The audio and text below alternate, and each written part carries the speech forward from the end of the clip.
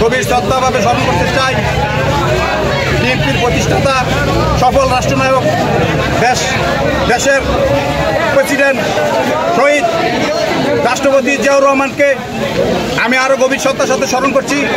দেশনেত্রী বেগম খালেদা জিয়া ও আগামী রাষ্ট্রনায়ক জনাব তারেক রহমানকে আমি মতলব উত্তর 10 নং পূর্ব ফতেপুর ইউনিয়ন যুবদলের সভাপতি প্রার্থী।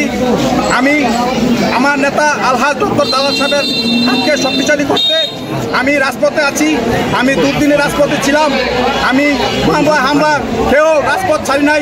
জালাল সাহেবের হাত ধরে রাজপথে ছিলাম। মতলব উত্তর 10 নং পূর্ব ফতেপুর ইউনিয়ন যুবদলকে 10 নং ফতেপুর ইউনিয়ন যুবদলকে শক্তিশালী করার লক্ষ্যে আমি যুবদলের সভাপতি প্রার্থী হয়েছি।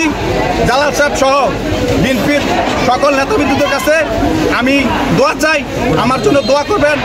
আর আমি সভাপতি প্রার্থী হিসাবে আছি, আপনারা সবাই আমার জন্য দোয়া করবেন। ইনশাল্লাহ আমি যদি সভাপতি হতে পারি 10 নং পূর্ব ফতেপুর ইউনিয়ন যুবদলকে শক্তিশালী করব,